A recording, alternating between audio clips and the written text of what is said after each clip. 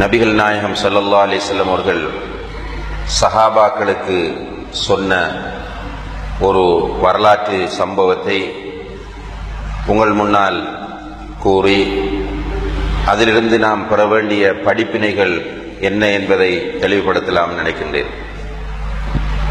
Abu சயீதுல் குத்ரி ரலியல்லாஹு அன்ஹு அவர்கள் அறிவிக்கிறார்கள், ஸஹீஹ் முஸ்லிம் உள்ளிட்ட பல ஹதீஸ் கிதாபுகளில் இடம்பெறக்கூடிய ஒரு ஆதாரபூர்வமான செய்திதான். நபி ஸல்லல்லாஹு அலைஹி வஸல்லம் அவர்கள் கூறுகிறார்கள், ஒருவர் 99 கொலைகளை செய்கிறார். அவர் தான் செய்த தவறை உணர்கிறார். உணர்ந்துவிட்டு அது தொடர்பான தீர்ப்பை கேட்பதற்காக பூமியிலே இருக்கிற அந்த காலத்திலே இருக்கின்ற மிக அறிந்தவர் யார் என்று மக்களிடம் கேட்கும்போது மக்கள் ஒரு வணக்கவாளியை அவருக்கு காட்டுகிறார்கள். அந்த வணக்கவாளியிடம் போய், நான் இவ்வாறு 99 கொலைகள் செய்துவிட்டேன், எனக்கு மன்னிப்பு இருக்கிறதா என்று கேட்கும்போது அவர், உனக்கு 99 கொலைகள் செய்த உனக்கு மன்னிப்பு கிடையாது என்று பக்தியோடு சொல்லுகிறார். இந்த மனிதன் கோபப்பட்டு அவரையும் கொலை செய்து விடுகிறார். பிறகு 100 பேரை கொலை செய்து விட்டோம் என்ற வருத்தத்தில் இன்னும் யாராவது தனக்கு மார்க்க தீர்ப்பு சொல்ல மாட்டார்களா என்று தேடும்போது மக்கள் இன்னும் ஒருவரை அவனுக்கு காண்பிக்கிறார்கள். அந்த மனிதன் ஒரு அறிஞராக, மார்க்க அறிஞராக இருக்கிறார். அவரிடம் போய் தன்னுடைய பிரச்சனையை சொன்னபோது அவர் சொல்லுகிறார், உனக்கும் தௌபாவுக்கும் இடையில் தடை ஏற்படுத்துவதற்கு யார் இருக்கிறார்கள்? நீ உணர்ந்து தௌபா செய்தால் அல்லாஹ் உன்னுடைய தௌபாவை ஏற்றுக்கொள்வான். ஆனால் இந்த கிராமத்திலே நீ இருக்கக்கூடாது. அவர் ஒரு கிராமத்தை அடையாளப்படுத்தி, இந்த கிராமத்திற்கு நீ சென்று அங்கே வாழ்ந்தால் நீ பேணுதலாக வாழலாம் என்கிற செய்தியை சொல்லுகிறார்.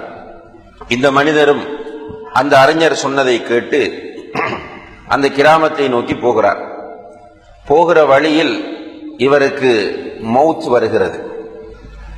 மௌத் வந்தால் இவருடைய உயிரை கைப்பற்றுவதற்காக வேண்டி ரஹ்மத்துடைய கருணைக்குரிய மலக்குகளும் தண்டனைக்குரிய மலக்கும் வந்திருக்கிறார். அவர்கள் 2 பேருக்கும் இடையில் இவரை யார் கொண்டு செல்வது, இவருடைய உயிரை யார் கொண்டு செல்வது என்கின்ற ஒரு நிலை ஏற்படுகிறது. அப்போது அல்லாஹு தஆலா இன்னும் ஒரு மலக்கை மனித வடிவில் அந்த இடத்தில் அனுப்பி அவர்களுக்கு தீர்ப்பு சொல்ல வைக்கிறார். நீங்கள் இந்த மனிதர் எந்த கிராமத்தை நோக்கி சென்றாரோ அந்த கிராமத்திற்கு இவர் நெருக்கமாக இருக்கிறாரா, அல்லது இவர் பாவம் செய்து கொண்டிருந்த கிராமத்திற்கு நெருக்கமாக இருக்கிறாரா என்று நீங்கள் அளந்து பாருங்கள்.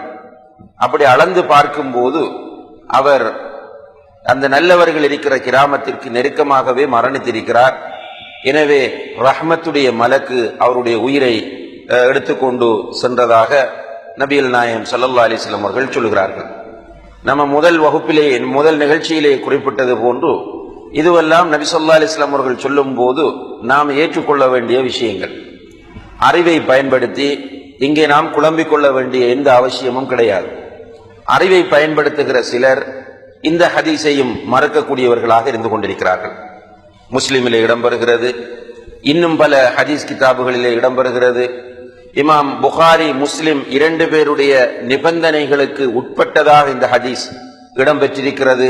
எனவே இது ஆதாரபூர்வமான ஹதீஸ் என்று ஷேக் அல்பானி ரஹ்மத்துல்லாஹி அவர்கள் தீர்ப்பு சொல்லியிருக்கிறார்கள். இப்படியான ஹதீஸை அவர்களுடைய அறிவை பயன்படுத்தி மறுக்கிறார்கள். அல்லாஹ் பாதுகாக்க வேண்டும்.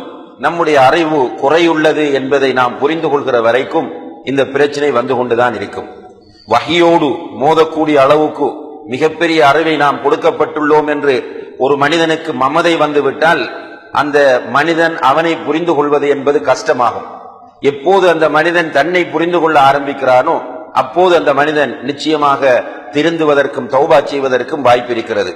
எனவே இந்த ஹதீஸ் நிராகரிக்க முடியாத ஒரு ஆதாரபூர்வமான ஹதீஸ் ஆகும்.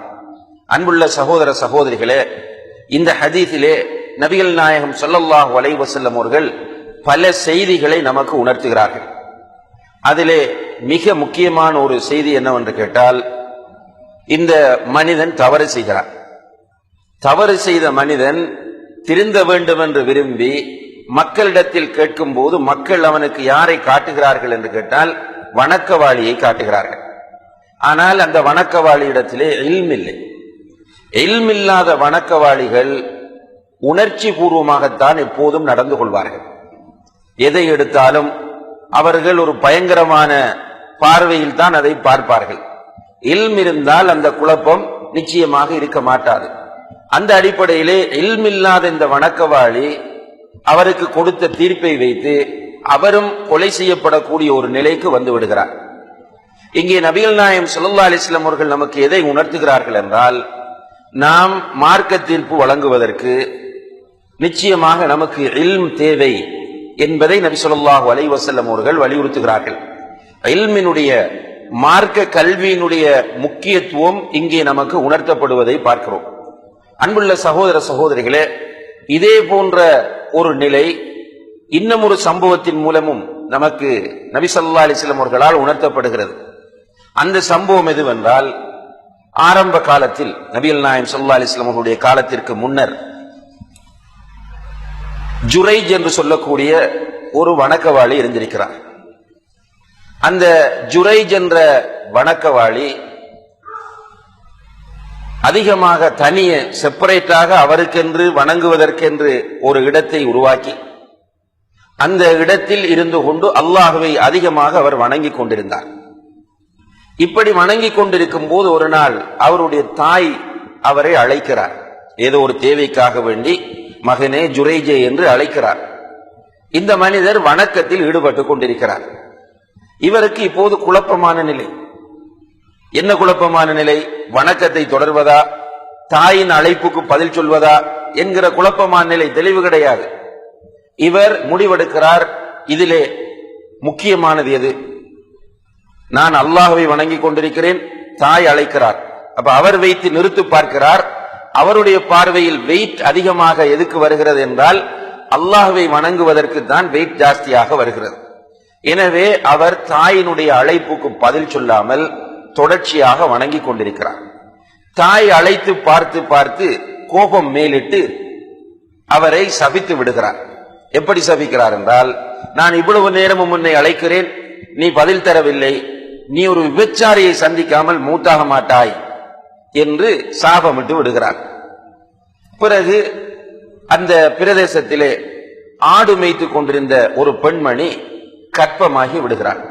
நடத்தை கெட்ட நடத்தையின் மூலம் அந்த பெண்மணி கற்பமான போது மக்கள் எல்லோரும் அந்த பெண்மணியை உன்னை கெடுத்தது யார், இந்த நிலைக்கு உன்னை ஆளாக்கியது யார் என்று கேட்ட நேரத்தில் அந்த பெண்மணி யோசித்தால், இந்த சமுதாயத்தில் ஒரு நல்லவராக இருப்பவர் ஜுரைஜ், அவருடைய பெயரை பயன்படுத்தி விட்டால் நமக்கு பாதுகாப்பு கிடைக்கும் என்று நினைத்து, நான் இந்த நிலைக்கு ஆளாகுவதற்கு ஜுரைஜ் தான் காரணம் என்று சொல்லுகிறார்.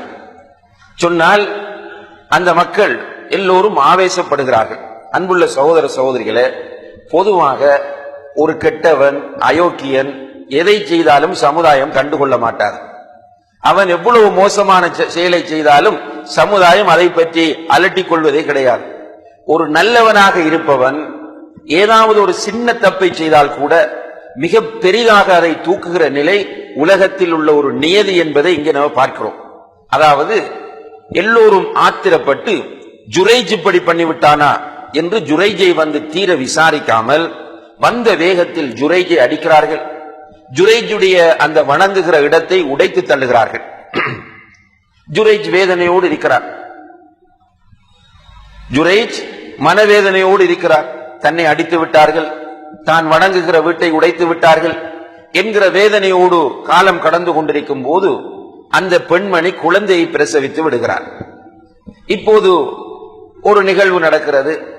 ஜுரைஜுக்கு அல்லாஹ் தஆலா கொடுத்த உணர்வு, அந்த குழந்தையிடத்தில் உனக்குரிய தந்தை யார் என்று கேட்கக்கூடிய ஒரு சூழ்நிலை அங்கே உருவாக்கப்படுகிறது. மக்கள் போய் அந்த பிறந்த பச்சிளம் குழந்தையிடம் உன்னுடைய தந்தை யார் என்று கேட்டபோது அந்த குழந்தை பேசுகிறது. உலகத்தில் பிறந்தவுடன் பேசிய குழந்தைகளில் அதுவும் ஒன்று. அந்த குழந்தை பேசுகிறது. பேசி அது சொன்னது, எனக்கு தந்தை இந்த பகுதியிலே ஆடு மேய்க்கக்கூடிய இன்னார்தான் என்று சொன்னது. அதற்கு பிறகுதான் மக்கள் கவலைப்பட்டார்கள், கை செய்தப்பட்டார்கள். இது மக்களுடைய நிலை. பொதுவாக அல்லாஹு தஆலா குர்ஆனில் நம்முடைய சமுதாயத்திற்கு என்ன சொல்கிறான் என்றால், உங்களிடத்தில் ஒரு ஃபாசிக் ஒரு செய்தியை கொண்டு வந்தால் அந்த செய்தி உண்மையானதா தப்பானதா என்று முதலில் உறுதிப்படுத்துங்கள். உறுதிப்படுத்திய பிறகுதான் நீங்கள் முடிவெடுக்க வேண்டும். அப்படி நீங்கள் உறுதிப்படுத்தாமல் உணர்ச்சி வசப்பட்டு இமோஷன் ஆகி முடிவெடுப்பீர்களாக இருந்தால் உங்களுடைய அறியாமையின் காரணத்தினால் நீங்கள் யாரையாவது பாதிக்க செய்து விடுவீர்கள். பிறகு நீங்கள் அதற்காக வேண்டி வருந்துவீர்கள் என்று அல்லாஹு தஆலா குர்ஆனில் சொல்கிறார். இந்த நடைமுறை அங்கு பேணப்படாத காரணத்தினால் அவர்கள் அதற்கு பிறகு கை செய்தப்படுகிறார்கள். ஜுரைஜிடம் வந்து மன்னிப்பு கேட்கிறார்கள். ஜுரைஜுடைய வீட்டை நல்ல முறையிலே இருந்ததை விட அழகாக கட்டி கொடுக்கிறார்கள் என்கிற செய்தியை நபி ஸல்லல்லாஹு அலைஹி வஸல்லம் அவர்கள் சொல்லிவிட்டு கடைசியாக என்ன சொன்னார்கள் தெரியும்? அந்த வரலாற்றை சஹாபாக்களுக்கு சொல்லி முடிக்கும் போது எப்படி முடிக்கிறார்கள் என்றால், லவ் கான ஜுரைஜுன் ஆலிமன், ஜுரைஜ் ஒரு மார்க்க அறிவுள்ளவராக இருந்திருந்தால் ல அஜாப தஅவத உம்மிஹி, அவர் தன்னுடைய தாயின் அழைப்புக்கு பதில் சொல்லி இருப்பார். இவ்வளவு விபரீதங்கள் ஏற்படுவதற்கு காரணம் என்ன? அறிவில்லாமல் முடிவெடுக்க வந்ததுதான். அன்புள்ள சகோதர சகோதரிகளே, இன்றைக்கு நம்முடைய நிலையை உங்களுடைய வீட்டில் வைத்து கொஞ்சம் யோசித்து பாருங்கள். நீங்கள் வேலை செய்யக்கூடிய இடத்தை வைத்து யோசித்து பாருங்கள். நீங்கள் நண்பர்கள் ஒன்று சேரக்கூடிய இடங்களை வைத்து யோசித்து பாருங்கள். எவ்வளவு ஃபத்வா நம்முடைய வாயிலிருந்து பறக்கிறது. ஒரு மஸ்அலா வரும், ஆபீஸ்ல நீங்கள் வேலை செய்து கொண்டிருக்கும் போது 3 முஸ்லிம் நண்பர்கள் இருந்து விட்டால் அந்த நண்பர்கள் ஒன்று சேர்ந்து ஒரு மஸ்அலாவை பற்றி பேசுவீர்கள். பேசும்போது 3 பேரும் 3 ஃபத்வாக்களை சொல்வீர்கள், விவாதங்கள் நடக்கும். ஆனால் உண்மையிலேயே இது தொடர்பான ஆழமான ஞானம் நம்மிடத்தில் இருந்த நிலையில் தான் நாம் பேசினோமா என்று கேட்டால் கிடையாது. ஏதோ அந்த இடத்தை சமாளிப்பதற்காக வேண்டி நாம் உணர்ச்சி வசப்பட்டு பேசுகிறோம். அதே போன்று பெண்களிடத்திலும் நிறைய இருக்கிறது. எடுத்ததற்கெல்லாம் ஹராம், சுப்ஹானல்லாஹ், இதை பேசி விட்டாயா, இப்படி செய்து விட்டாயா, இது மக்ரூஹ் அல்லவா, இது ஹராம் அல்லவா, இது மார்க்கத்தில் இல்லாதது அல்லவா என்று எடுத்த எடுப்பில் பேசுவார்கள். உண்மையிலேயே இந்த நிலை ஆபத்தானது. முஸ்லிம் சமுதாயம் இதை புரிந்து கொள்ள வேண்டும். இல்ம் இல்லாமல் நாம் தீர்ப்பு கொடுக்க வந்தால் நிச்சயமாக இவ்வாறான விபரீதமான தீர்ப்புகளை கொடுப்போம். இதனால் இந்த சொன்ன 2 சம்பவங்களிலும் நபிகள் நாயகம் ஸல்லல்லாஹு அலைஹி வஸல்லம் அவர்கள் நடந்த விபரீதத்தை சொல்லி காட்டுகிறார்கள். ஒரு உயிர் போயிருக்கிறது, இன்னும் ஒரு உயிர் போக பார்த்தது. எதனால் இது நடந்தது? இந்த 2ம் நடப்பதற்கு காரணம் அறிவில்லாமல் முடிவெடுத்ததும் அல்லது மார்க்க தீர்ப்பு வழங்கியதும் தான். உண்மையிலே மார்க்கம் என்பது யாருக்கு சொந்தம் என்று கேட்டால் அல்லாஹ்வுக்கு சொந்தமானதுதான் மார்க்கம். தீனுல் இஸ்லாம் அல்லாஹ்வுடைய மார்க்கம். அல்லாஹ்வுடைய மார்க்கம் என்றால் இந்த மார்க்கத்தில் சட்டம் இயற்றுகின்ற முழு அதிகாரமும் அல்லாஹ் ஒருவனுக்கு சொந்தமானது. ஒன்றை ஹலால் என்று சொல்வதாக இருந்தாலும் அல்லாஹ் தான் சொல்ல வேண்டும், ஒன்றை ஹராம் என்று சொல்வதாக இருந்தாலும் அல்லாஹ் தான் சொல்ல வேண்டும். நாம் நினைத்தபடி நம்முடைய மனோ இச்சையை பயன்படுத்தி தீர்ப்பு சொல்ல முடியாது. அப்படி தீர்ப்பு சொல்லும் போது என்ன விளைவு என்று கேட்டால் அல்லாஹ்வின் மீது பொய்யை நாம் இட்டு கட்டுகிறோம். அல்லாஹ்வின் மீது பொய்யை இட்டு கட்டுகிறவர்கள் உருப்பட மாட்டார்கள் என்று அல்லாஹ் குர்ஆனில் சொல்லுகிறான். அதாவது அல்லாஹ் தஆலா ஒரு இடத்திலே சொல்லுகிறான், ولا تقولوا لما تصف ألسنتكم الكذب هذا حلال وهذا حرام. உங்களுடைய வாய்க்கு வந்தபடி இது ஹலால் இது ஹராம் என்று சொல்லாதீர்கள். அப்படி சொல்வதன் மூலம் லிதஃப்தரு அலல்லாஹில் கதிப், அல்லாஹ்வின் மீது பொய்யை நீங்கள் இட்டு கட்டுகிறீர்கள். அப்ப நீங்கள் அல்லாஹ்வின் மீது பொய்யை இட்டு கட்டினால் அல்லாஹ்வின் மீது பொய்யை இட்டு கட்டுகிறவர்கள் உருப்பட மாட்டார்கள், வெற்றி பெற மாட்டார்கள் என்று அந்த வசனத்தை அல்லாஹ் தஆலா முடிக்கிறார். அப்ப இது ஒரு சீரியஸான விஷயம், சாதாரணமான விஷயம் அல்ல. இப்ப சீரியஸான ஒரு விஷயத்தை நம்முடைய சமுதாயம் சிம்பிளாக எடுத்திருக்கிறது. ஒவ்வொருவரும் அவருடைய நினைவில் உள்ளதை வைத்து, கற்பனையில் உள்ளதை வைத்து, அவருடைய டேஸ்டை வைத்து, அந்த நேரத்தில் அவருடைய ஸ்டேஜை அவருடைய பிரஸ்டீஜை பாதுகாத்துக் கொள்வதற்காக என்று ஃபத்வாக்களை அள்ளி வீசுகின்ற ஒரு பாரதூரமான காலத்திலே நாம் வாழ்ந்து கொண்டிருக்கிறோம். அன்புள்ள சகோதர சகோதரிகளே, ஃபத்வா கொடுப்பது ஒரு புறம் இருக்க, இஸ்லாமிய கல்வியினுடைய நோக்கம் என்னவென்று கேட்டால், நாம் திருப்தியாக இபாதத் செய்ய வேண்டும், நாம் சரியான முறையில் அல்லாஹ்வை புரிந்து கொள்ள வேண்டும். எனவே சரியான முறையில் அல்லாஹ்வை புரிவதற்கும் சரியான முறையில் இபாதத் செய்வதற்கும் நமக்கு இஸ்லாமிய கல்வி அவசியம் என்பதை நாம் புரிந்து கொள்ள